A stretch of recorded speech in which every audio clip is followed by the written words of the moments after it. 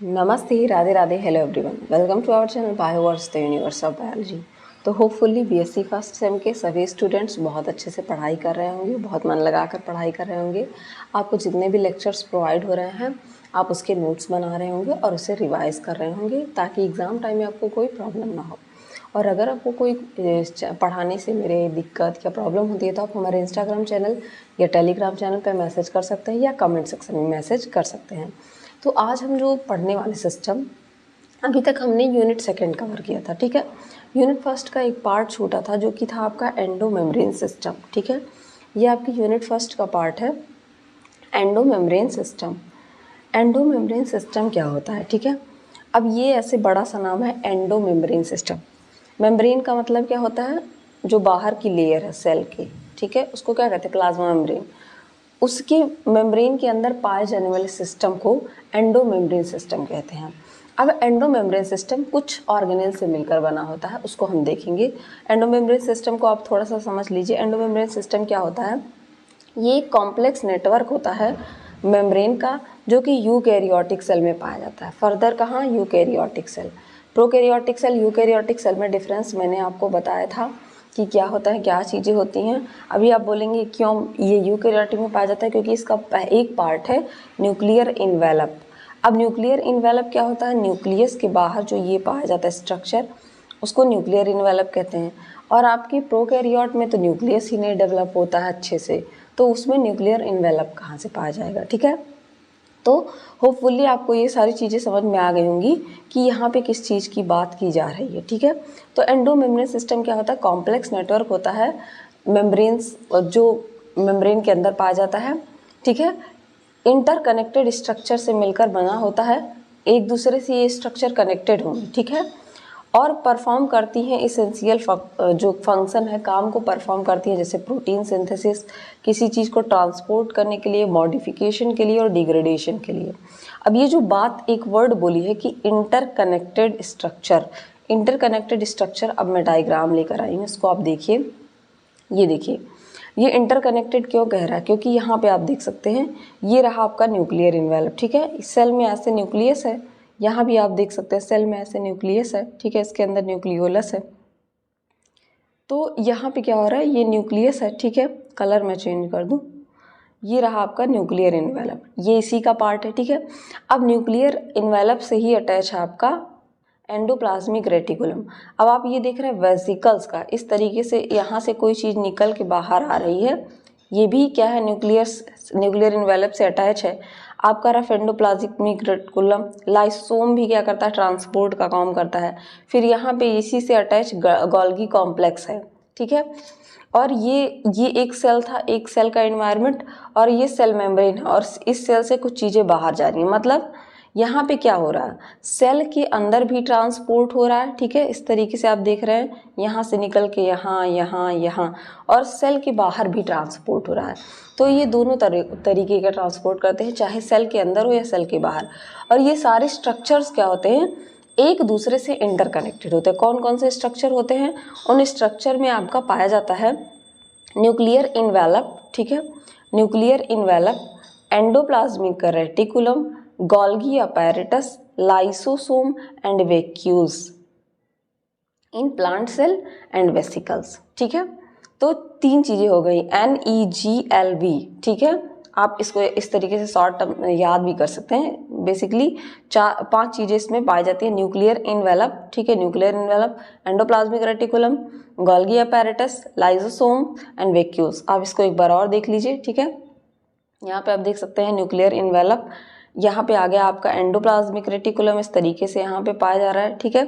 Lysosome, Golgi complex, ठीक है, vesicles transport हो रहा है, वेसिकल्स का, वैक्यूल्स या वेसिकल्स कहिए, ठीक है, यहाँ पे लिखा हुआ है। प्लांट सेल में वैक्यूल्स होता है और एनिमल सेल में वेसिकल्स। ये देख सकते हैं आप, इस डायग्राम को यहाँ और क्लियरली आप देख सकते हैं। होपफुली आपको बहुत अच्छे से समझ में आ रहा होगा कि किस चीज़ की बात यहाँ की जा रही है, ठीक है।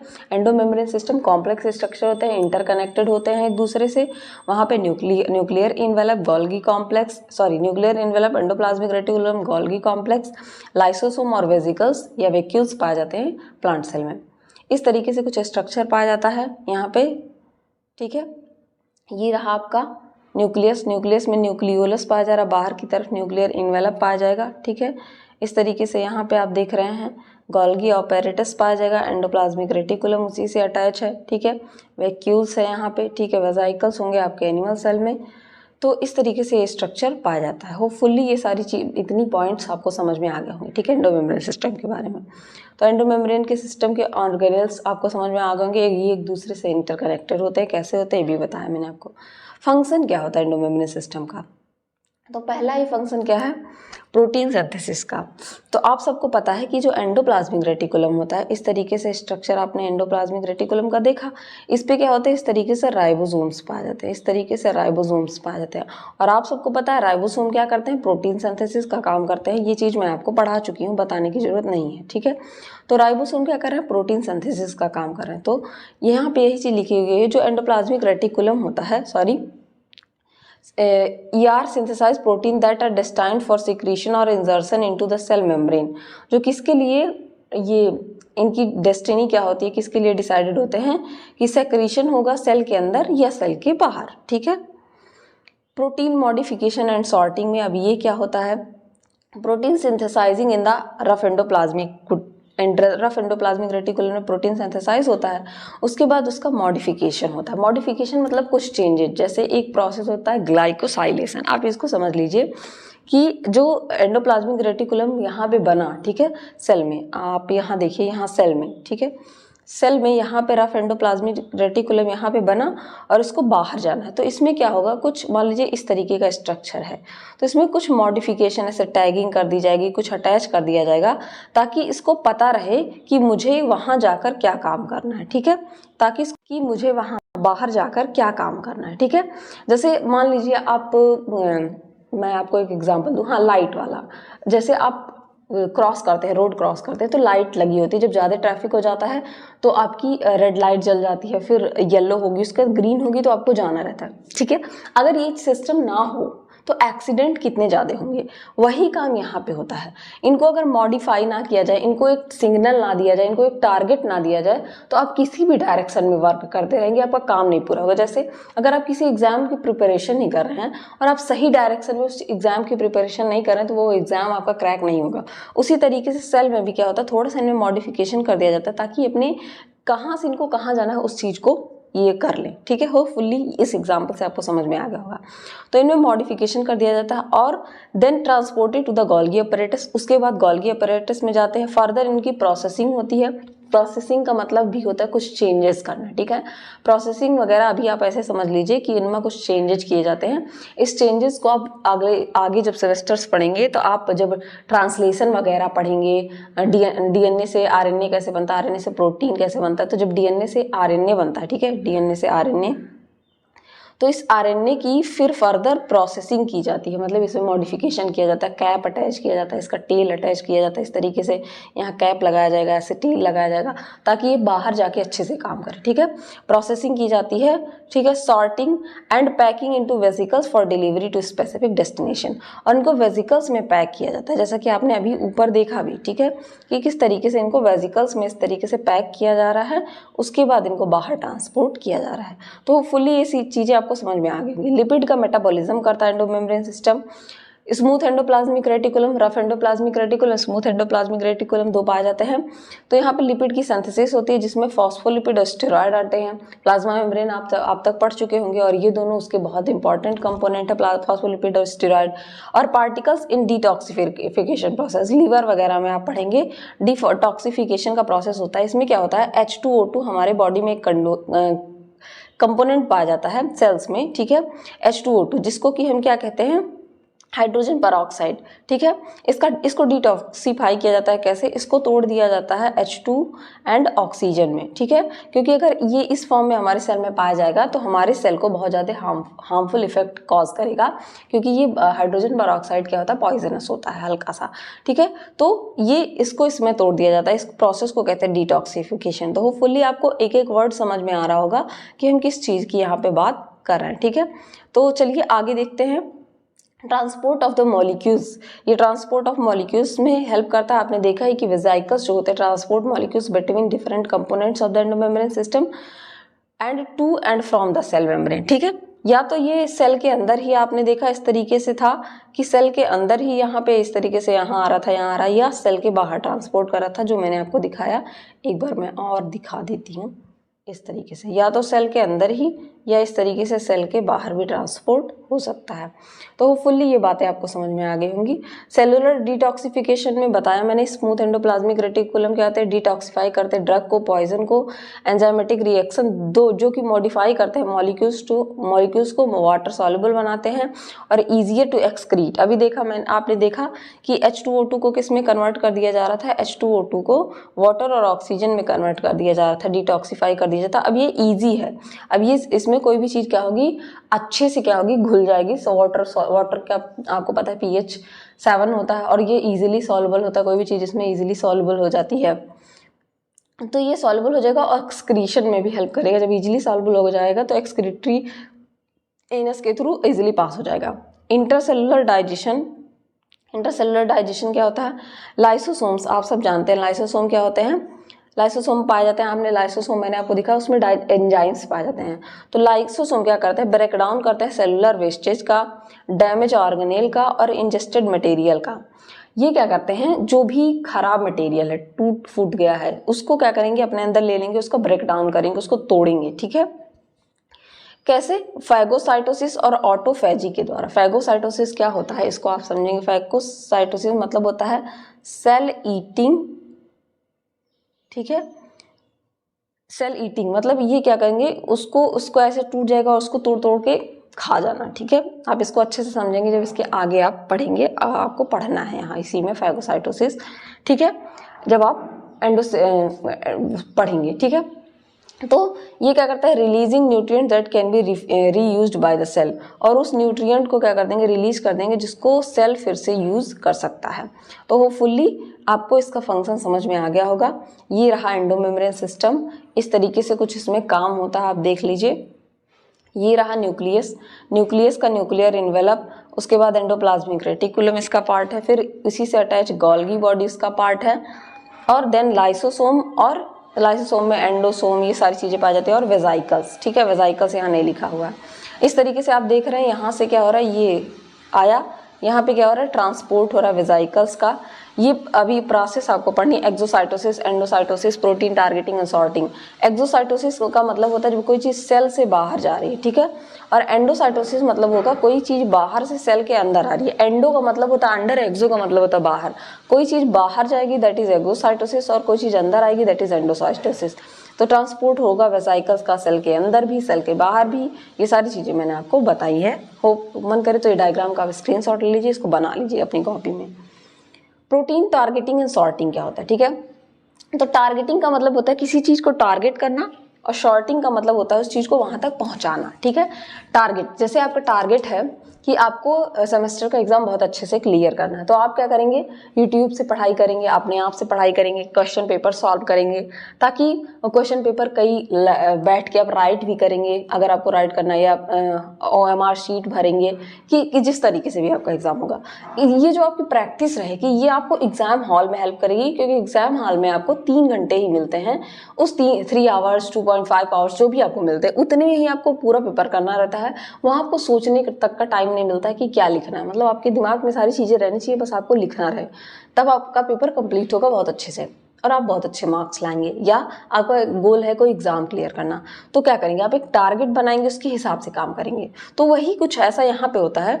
प्रोटीन टारगेटिंग की अगर बात की जाए, ठीक है, टारगेटिंग एंड शॉर्टिंग जो है इसेंशियल प्रोसेस है, जो क्या करते हैं, जो कि इंश्योर करते हैं कि जो प्रोटीन है, ठीक है, are directed to their correct destination whether it within the cell itself और सिक्रीशन आउटसाइड द सेल। ये जो प्रोटीन जिसको मतलब सेल में एक जगह से दूसरी जगह जाना है, यहाँ से यहाँ जाना है, या सेल के बाहर जाना है, ठीक है, इस चीज़ को ये इंश्योर करते हैं कि ये अपने डेस्टिनेशन तक पहुँचे। इसी को प्रोटीन टारगेटिंग एंड सॉर्टिंग कहते हैं, अगर एक सिंपल भाषा में समझाते, ठीक है। ये प्रोसेस जो होता है involve specific signal and mechanism that guide proteins to their appropriate location within the cell complex network of the endomembrane system and organelles.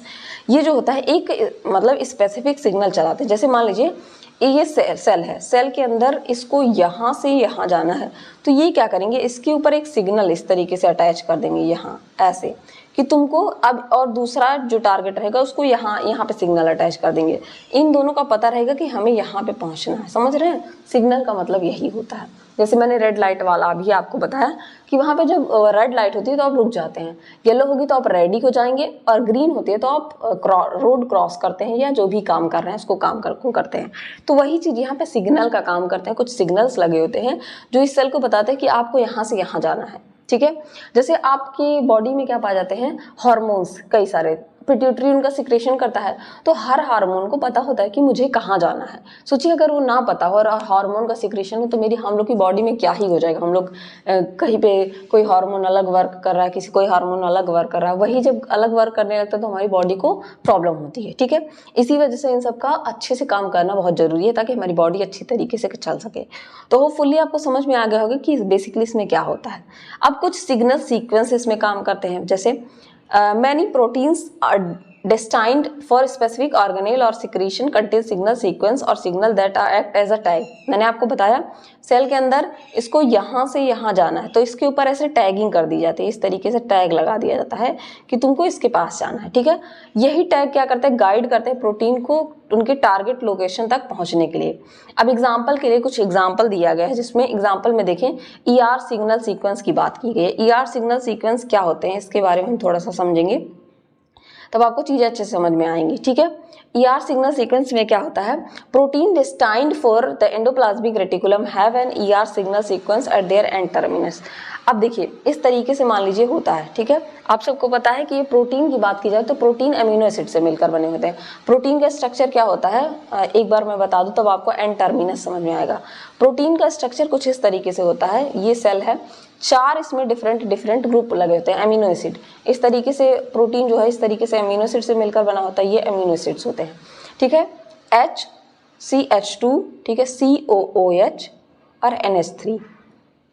यहाँ पे क्या होता है, ये दोनों चीजें अमीनो एसिड में फिक्स होती हैं, यही चीज दोनों यहाँ पे ये तीनों चीजें फिक्स होती हैं, ये चेंज होता रहता है, CH2 हो जाएगा, CH2 हो जाएगा, इस तरीके से। अब आप देख रहे हैं यहाँ पे एक एंड टर्मिनस मिल रहा है, मतलब एक एन एंड मिल रहा है, और यहाँ पे एक C एंड मिल रहा है। ठीक है, यही एन एंड और C एंड होता है। अब चूंकि ये प्रोटीन से बने हैं तो वही बात यहाँ पे लिखी है मैंने, एन टर्मिनस आया ताकि आपको समझ में आ जाएगा, इस वजह से ये बोला है कि ये क्या होता है, have an ER signal sequence eight there and terminus. मतलब इस तरीके से होगा, यहाँ पे इस टर्मिनस पे N यहाँ था और C यहाँ था, इस टर्मिनस पे क्या होगा, सिग्नल होगा, ER सिग्नल। ठीक है, अब ये क्या होगा, this sequence is recognized by the signal recognition particle. ठीक है, अब ये सिग्नल जो है ये जो जाएगा ये किसके द्वारा रिकॉग्नाइज किया जाएगा, किसके द्वारा पहचाना जाएगा, SRP, सिग्नल रिकॉग्निशन पार्टिकल। इस तरीके से इस पे मान लीजिए सिग्नल रिकॉग्निशन पार्टिकल है। ठीक है, इसके द्वारा रिकॉग्नाइज किया जाएगा। Which target ribosome mRNA complex to the ER membrane where protein synthesis resumes and protein is translocated into the ER lumen. अब ये क्या करेगा, राइबोसोमल mRNA को टारगेट करेगा। मान लीजिए यहाँ पे राइबोसोम है कहीं सेल में, इसको जाके क्या करेगा, टारगेट करेगा। अब यहाँ पे क्या होगा, प्रोटीन सिंथेसिस होने लगेगा। आप सबको पता है कि प्रोटीन सिंथेसिस राइबोसोम में होता है, प्रोटीन का बनने का काम राइबोसोम में होता है। यहाँ पे क्या करेगा, ये जाके इसको पहुंचाएगा, यहाँ पे प्रोटीन सिंथेसिस होने लगेगा और protein is translocated into ER lumen. अब आपको पता है ल्यूमेन और फेस दो स्ट्रक्चर पाए जाते हैं एंडोप्लाज्मिक रेटिकुलम में, तो ये क्या होगा, वहां से उसके स्ट्रक्चर से यहाँ से क्या होगा, ल्यूमेन में पास कर दिया जाएगा। तो होपफुली आपको समझ में आ गया होगा कि किस तरीके से ये सीक्वेंस काम कर रहे हैं। अगर ये थोड़ी आपको हार्ड लग रही तो आप वीडियो को एक बार और जरूर देखिएगा ताकि आपको अच्छे से समझ में आ जाए। ठीक, सिग्नल आपको समझ में आ गया, टारगेटिंग और सॉर्टिंग क्या होती है अब आपको समझ में आ गया। किसी चीज को टारगेट करना और उसको उसके डेस्टिनी तक पहुंचाना, दैट इज प्रोटीन टारगेटिंग और सॉर्टिंग। ये काम जब सेल करता है तो उसको सेल की प्रोटीन टारगेटिंग एंड सॉर्टिंग कहते हैं। एंडोमेम्ब्रेन सिस्टम सेल में पाया जाता है तो उसे एंडोमेम्ब्रेन सिस्टम के द्वारा प्रोटीन टारगेटिंग एंड सॉर्टिंग कहते हैं। ये आप देखिए, ये स्ट्रक्चर सॉर्टिंग का एक ओवरव्यू यहाँ पे मैंने दिया है, किस तरीके से यहाँ काम होता है आप देख रहे हैं। ये न्यूक्लियस है, न्यूक्लियर एनवेलप है, यहाँ पे एंडोप्लाज्मिक रेटिकुलम है, ये वेसिकल्स आप देख रहे हैं यहाँ आ रहा है, यहाँ से फिर क्या हो रहा है, गोल्गी के पास आ रहा है, गोल्गी के बाद यहाँ आ रहा है। ठीक है, उसी तरीके से यहाँ पे ये माइटोकॉन्ड्रिया है, माइटोकॉन्ड्रिया से यहाँ से एक सेल है, ये इसकी टैगिंग कर दी गई है, इसको माइटोकॉन्ड्रिया में भेजा जा रहा है। 1 यहाँ पे क्या कर रहा है, आप ये देखिए, यहाँ पे 1 ये सेल है 1, यहाँ पे इसका काम फिर 2 के द्वारा हो रहा है, फिर इसका काम 3 के द्वारा हो रहा है, प्रोटीन सिग्नल सीक्वेंस काम कर रहा है, फिर ये यहाँ से काम करके फिर ठीक है अपना यहाँ पे आ जा रहा है, इस तरीके से काम कर रहा है यहाँ से यहाँ, और वेसिकल को ट्रांसपोर्ट कर दिया जाएगा सेल के अंदर या सेल के बाहर। ये प्लाज्मा मेम्ब्रेन पे भी पाया जाता है, यहाँ से भी ट्रांसपोर्ट होता है, ठीक है।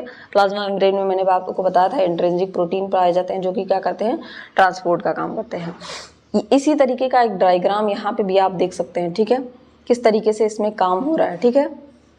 ये आप देख रहे हैं राइबोसोम में काम होता है, ठीक है, किस तरीके से। ये न्यूक्लियस है, यहाँ पे ये राइबोसोम mRNA, यहाँ पे ER टारगेटिंग सीक्वेंस जो अभी मैंने ऊपर आपको बताया, फिर यहाँ पे आ रहा है, ठीक है, इन बन रहा है इस तरीके से वेसिकल्स बन रहा है, ये वेसिकल्स यहाँ आ रहे हैं, यहाँ से यहाँ आ रहे हैं और बाहर निकल जा रहे हैं, ठीक है। या आप ये देख सकते हैं टारगेट कर रहा है सीक्वेंस को, क्लोरोप्लास्ट को, परागजिसोम्स को, माइटोकॉन्ड्रिया को, ये साइटोप्लाज्मिक प्रोटीन को टारगेट कर रहा है। तो होपफुली ये सारी चीज़ें आपको समझ में आ गई होंगी कि किस तरीके से ये अपना फंक्शन परफॉर्म कर रहा है, ठीक। अब आगे हम बात करें तो ये क्या करता है, न्यूक्लियर लोकलाइजेशन सिग्नल में भी वर्क करता है। अब ये क्या होता है, देखिए जो प्रोटीन होता है needs to enter in the nucleus contain NLS sequence. अगर कोई प्रोटीन है, ठीक है, इस तरीके से, और उसको न्यूक्लियस में इस तरीके से एंटर करना है, तो उसके पास, इस प्रोटीन के पास क्या होना चाहिए, ये जो यहाँ पे आप देख रहे हैं इस तरीके से, इसके पास इस तरीके से एनएलएस सीक्वेंस होना चाहिए यहाँ पे, ठीक है, तभी ये क्या होगा उसमें एंटर कर पाएगा। मतलब इस तरीके का एक टैग होना चाहिए, जैसे प्राइस टैग कपड़े पे लगा रहता है तो आप जान जाते हैं टैग लगा रहता है, एस साइज है, एम साइज है, उसी तरीके से इसके पास भी एनएलएस सीक्वेंस होना चाहिए that are recognized by importins. मतलब इंपॉर्टेंस का मतलब होता है ये न्यूक्लियस है तो इसके अंदर ये इंपॉर्टेंस लगे होते हैं, ये रिकॉग्नाइज करते हैं कि ये जो सीक्वेंस आ रहा है इसके पास ये टैग लगा हुआ है। Importance facilitate the transport of the these protein through nuclear pores into the nucleus. उसके बाद ये इंपॉर्टेंस क्या करेंगे, यहाँ पे न्यूक्लियर पोर पाए जा रहे हैं, ये न्यूक्लियर पोर्स हैं, यहाँ पे इंपॉर्टेंस पाए जाएंगे, इसको रिकॉग्नाइज करेंगे कि अच्छा इन पे एनएलएस लगा है, दैट मीन्स ये हमारे वाले हैं, इनको अंदर आना है, ये अंदर चले जाएंगे, ठीक है। इस तरीके से ये काम करता है। तो होपफुली अब आपको और क्लियर हो गया होगा।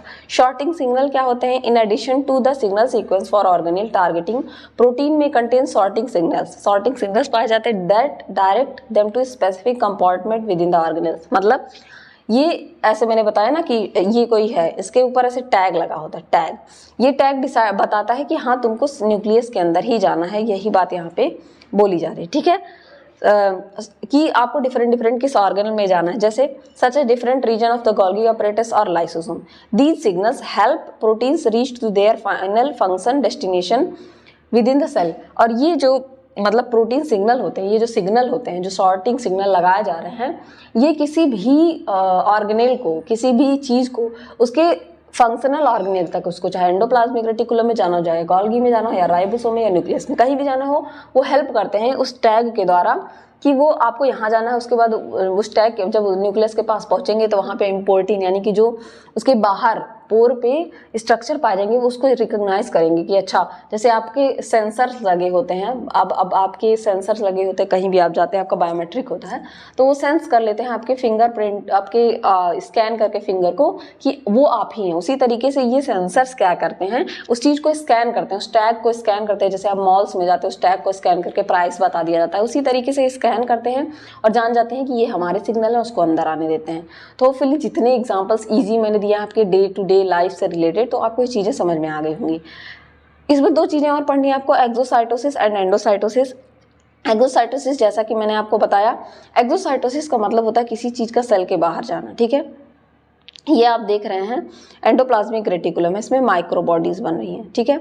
अब ये क्या होगा, इससे इस वेसिकल को बाहर जाना है, ये यहाँ पे आएगा, ट्रांसपोर्ट एंड सेक्रेटरी वेसिकल बनाएगा और एक्सोसाइटोसिस के थ्रू बाहर निकल जाएगा, ठीक है। तो होपफुली ये चीज़ आपको समझ में आ गई होगी कैसे होता है। इसको थोड़ा सा वर्ड्स समझ लीजिए, उसमें थोड़ी आपको दिक्कत होती है। ये एक ऐसा प्रोसेस है जो एक्सपोर्ट करता है मॉलिक्यूल को, मतलब सेल के बाहर एक्सपोर्ट करता है, जैसे कि प्रोटीन हो गया, उसको सेल के बाहर जाने देगा। ये प्रोसेस क्या होता है, क्रूशियल होता है किसके सिक्रीशन के लिए, जैसे हार्मोन्स के, एंजाइम्स के, एंटीबॉडीज़ के लिए और अदर चीज़ें जो बनती हैं सेल में, उनके ट्रांसपोर्ट के लिए क्या होता है, एक्सोसाइटोसिस बहुत ज़्यादा यूजफुल होता है। कि अगर सेल से किसी चीज़ को बाहर जाना है तो क्या प्रोसेस होगा, एक्सोसाइटोसिस होगा, ठीक है। वेसिकल का फॉर्मेशन करते हैं ये, इस तरीके से वेसिकल्स बनाएंगे, इस चीज़ को इसके अंदर डालेंगे, ठीक है, पैकेट की तरह, जैसे फूड पैकेट्स होते हैं, उनको गाड़ी में लोड किया जाता है, बाहर डिस्ट्रीब्यूट किया जाता है, उसी तरीके से जो प्रोटीन जो जिनकी डेस्टिनी जहाँ होती है सिक्रीशन के लिए, वो पैक्ड होते हैं ट्रांसपोर्ट वेसिकल में और उसके डिराइव्ड होंगे गोल्गी अपैरेटस से। इस तरीके से गोल्गी अपैरेटस से डिराइव होंगे और ये वेसिकल्स क्या होते हैं, इनमें मेम्ब्रेन बाउंड कंपार्टमेंट पाए जाते हैं। इस तरीके से मेम्ब्रेन बाउंड कंपार्टमेंट होते हैं, इसके अंदर ये चीज़ें होती हैं, ठीक है। उसके बाद ये क्या होंगे, ये सेल होंगे, इनका फ्यूज़न होगा सेल मेम्ब्रेन के साथ। इस तरीके से ये पैकिंग हो गई, अब इसका इस तरीके से फ्यूज़न होगा, उसके बाद ये बाहर निकलेंगे। वही बात यहाँ पे कही गई है कि इनका क्या होगा, सेल के साथ फ्यूज़न होगा। ट्रांसपोर्ट वेसिकल होते हैं जो है मूव टुवार्ड, मतलब आगे की ओर सेल मेम्ब्रेन, और फ्यूज़ करें, उसके साथ फ्यूज़ करेंगे, उसके बाद कंटेंट को रिलीज कर देंगे एक्स्ट्रा सेलुलर स्पेस में। ये आपका सेल होता है, ठीक है। इसके अंदर ये होता है इंटरसेलुलर मैट्रिक्स और इसके बाहर होता है एक्स्ट्रा सेलुलर स्पेस, ठीक है, एक्स्ट्रा सेलुलर स्पेस। तो ये इंट्रासेलुलर मैट्रिक्स से बाहर चले जाते हैं एक्स्ट्रा सेलुलर स्पेस में, ठीक है। ये फ्यूजन जो होता है मेडिएटेड होता है किसके द्वारा, किसके द्वारा, ये मतलब ये यहाँ पे ये सेल है, इसके साथ फ्यूज़ कर रहा है। इसको फ्यूज़ करने के लिए कुछ चीज़ें लगती हैं, वो क्या होता है, वेसिकल मेम्ब्रेन्स होते हैं, ठीक है। उनको वेसिकल मेम्ब्रेन्स कहा जाता है और टारगेट मेम्ब्रेन, टारगेट स्नेयर्स और वेसिकल स्नेयर्स आप इनको कह सकते हैं एक तरीके से, उनके द्वारा फ्यूज़ होते हैं। रेगुलेटेड वर्सेस कॉन्स्टिट्यूटिव एक्सोसाइटोसिस का मतलब क्या था, कुछ सेल जो होते हैं रेगुलेट करते हैं एक्सोसाइटोसिस को इन रिस्पॉन्स टू सिग्नल्स, जो इनको क्या कहते हैं, रेगुलेटेड एक्सोसाइटोसिस। मतलब जब सिग्नल के रिस्पांस में एक्सोसाइटोसिस होगा, मतलब कोई सिग्नल आया और इसके रिस्पांस में जब एक्सोसाइटोसिस होगा तो उसको रेगुलेटेड एक्सोसाइटोसिस कहते हैं, ठीक है। जबकि अदर जो होते हैं कॉन्टिन्यूली रिलीज सब्सटेंस, उनको क्या कहते हैं, कॉन्स्टिट्यूटिव। कॉन्स्टिट्यूटिव का मतलब होता है क्रमागत, मतलब एक के बाद एक के बाद एक, जब कोई चीज़ ट्रांसपोर्ट हो रही है तो उसको कहेंगे कॉन्स्टिट्यूटिव। और जब कोई सिग्नल आता है कि अच्छा अब सिग्नल आ रहा है कि ग्रीन लाइट जल गई, अब आपको चलना है, उसी तरीके से मान लो कि ट्रांसपोर्ट होना है किसी चीज़ का और सिग्नल आया कि अच्छा अब ये चीज़ भेज दो, तब जो जाता है उसे हम रेगुलेटेड कहते हैं। तो होपफुल्ली आपको समझ में आ गया कि हो गया कि व्हाट इज एक्सोसाइटोसिस। एक्सोसाइटोसिस का मैंने डायग्राम भी दिखा दिया किस तरीके से होता है। पहले यहाँ पे सेल में लोडिंग होगी, जिस चीज़ को जाना है, मेम्ब्रेनस स्ट्रक्चर बनेगा, उसके बाद ये यहाँ से गोल्गी बॉडी से पास होगा, गोल्गी बॉडी के से पास होने के बाद उसके बाद ये क्या होगा, प्लाज्मा मेम्ब्रेन के साथ फ्यूज़ करेगा। इसमें दो स्ट्रक्चर लगेंगे, आपको मैंने यहाँ पे स्ट्रक्चर्स बताया, V snares and T snares लगेंगे। उसके बाद ये ट्रांसपोर्ट कर दिया जाएगा, ठीक है। अब एंडोसाइटोसिस क्या होता है, अब यहाँ पे एंडोसाइटोसिस मैंने बताया है कि एंडोसाइटोसिस का मतलब होता है सेल के अंदर आना। तो यहाँ पे पहले क्या होगा, यहाँ पे पहले फ्यूज़न होगा, यहाँ पे सबसे बाद में फ्यूज़न हो रहा था, लोडिंग हो रही थी उसके बाद फ्यूज़ हो रहा था, बाहर निकल जा रहा था। यहाँ पे सबसे पहले फ्यूज़न ही होगा क्योंकि पहले तो इसको प्लाज्मा मेम्ब्रेन को पास करना, तभी ये सेल के अंदर आएगा। एंडोसाइटोसिस क्या प्रोसेस होता है, ये इंटरनलाइज करता है मॉलिक्यूल्स को, मतलब सेल के अंदर कोई चीज़ आती है, जैसे न्यूट्रिएंट्स हो गए, सिग्नलिंग मॉलिक्यूल्स हो गए, मेम्ब्रेन रिसेप्टर हो गए, कहाँ से, एक्स्ट्रा सेलुलर इन्वायरमेंट से, जस्ट उसी का उल्टा हो रहा है। तो यहाँ पे क्या होगा, पहले फ्यूजन होगा। यहाँ पे इन्वॉल्व होता है formation of vesicle at cellular membrane, cell membrane पे वेसिकल बनेंगे और ये क्या होंगे, इनका ट्रांसपोर्ट होता है, ठीक है। अब पता है ये जो ट्रांसपोर्ट होता है ये तीन तरीके से होता है। एक होता है प्रोसेस, अभी आपने पढ़ा था ऊपर, फैगोसाइटोसिस, दूसरा होता है पिनोसाइटोसिस, थर्ड होता है रिसेप्टर मेडिएटेड। अब फैगोसाइटोसिस को हम थोड़ा सा पढ़ेंगे। इसका मतलब होता है cell engulfs large protein such as bacteria और cellular debris forming a phagosome. इसमें क्या होगा कि जो क्या होंगे, सॉलिड स्ट्रक्चर, आप एक तरीके से कह सकते हैं, जो सॉलिड स्ट्रक्चर होंगे उनको सेल क्या करेगा, इस तरीके से अपने अंदर करके, ठीक है, अंदर कर लेगा, इनगल्फ कर लेगा। जैसे आप अमीबा को देखते हैं, इस तरीके से स्ट्रक्चर बनाता है, यहाँ पे फूड पकड़ेगा, उसके बाद इस फूड को इस तरीके से अंदर कर लेगा, इनगल्फ, इसको कहते हैं इनगल्फ करना सॉलिड मटेरियल को, ठीक है। तो इसको हम क्या कहते हैं, फैगोसाइटोसिस। जब इस तरीके से एंडोसाइटोसिस होगा तो उसे फैगोसाइटोसिस कहते हैं। पिनोसाइटोसिस का मतलब होता है cell takes in small droplets of extra cellular fluid and dissolve solute forming vesicles called pinosomes. यहाँ पे क्या होगा, सेल ड्रॉपलेट्स मतलब लिक्विड मटेरियल को, जब इस तरीके से लिक्विड ड्रॉपलेट्स को छोटे छोटे सेल अपने अंदर ले लेगा तो इस प्रोसेस को कहते हैं पिनोसाइटोसिस। यहाँ पे सॉलिड इनगल्फ करेगा लार्ज पार्टिकल्स को, यहाँ पे स्मॉल ड्रॉपलेट्स, छोटे छोटे ड्रॉप्स, जैसे पानी की एक एक बूंदे इस तरीके से होती हैं, इन ड्रॉपलेट्स को अपने अंदर ले लेगा, तो इसको क्या कहेंगे, एंडोसाइटोसिस। और लास्ट प्रोसेस क्या होता है, रिसेप्टर मेडिएटेड। रिसेप्टर मेडिएटेड का मतलब क्या होता है, specific molecules are taken up into the cell via receptor proteins on the cell membrane. ठीक है। अब यहाँ पे क्या होगा, इस तरीके से सेल है, एक स्पेसिफिक मॉलिक्यूल रहेगा जिसको जरूरत है अंदर जाने की, वो अंदर आएगा। These molecule bind to the receptor, receptor से बाइंड करेंगे, which cluster together and are internalized in clathrin coated vesicles.